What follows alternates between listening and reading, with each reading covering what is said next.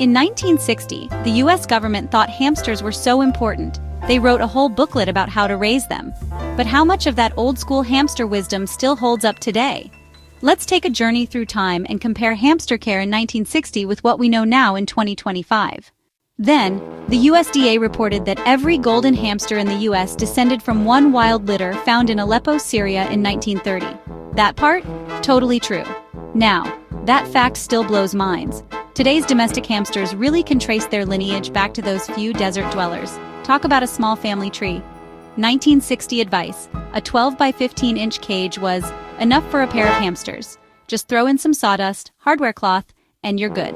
2025 reality. Modern hamster keepers say that's a shoebox. Experts now recommend at least 450-600 square inches of floor space, and no roommates. Hamsters are solitary and can get aggressive when housed together. In 1960, a mix of corn, oats, wheat, and dog food pellets made a decent hamster diet. They even recommended dry bread. Today, we know hamsters need a balanced diet of lab-grade or commercial hamster food, rich in protein, fiber, and essential nutrients, plus fresh veggies in moderation.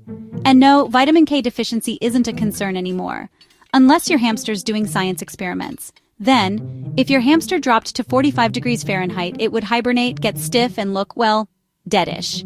Now, still true, hamsters don't do well in cold temps.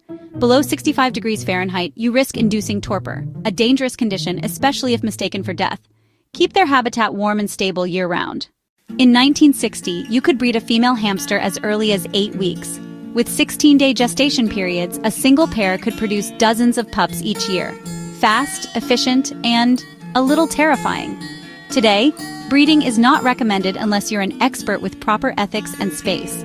Overbreeding leads to overcrowding, aggression, cannibalism, and abandonment issues. Also, let's be honest, we do not need more hamsters on the planet unless you've got forever homes lined up. Back then, hamsters were seen as potential lab rock stars. They were used to test vitamins D and K, study diseases like leptospirosis, and even detect nutrient deficiencies. Today, they're mostly retired from labs. Modern science prefers genetically standardized mice and rats. Hamsters? They've moved on to stardom as beloved classroom pets and TikTok celebrities. The 1960 manual warns, wear gloves, hamsters bite. Modern take? Still solid advice, especially with new or nervous hamsters. But we also know today that gentle, consistent handling helps tame even the crankiest fuzzball. And yes, picking them up by the scruff is outdated and stressful. Use a scoop or your palm instead. The old guide lists reasons for hamster deaths like cage paralysis, broken teeth, cannibalism, escaping into the wild, and taking over the countryside.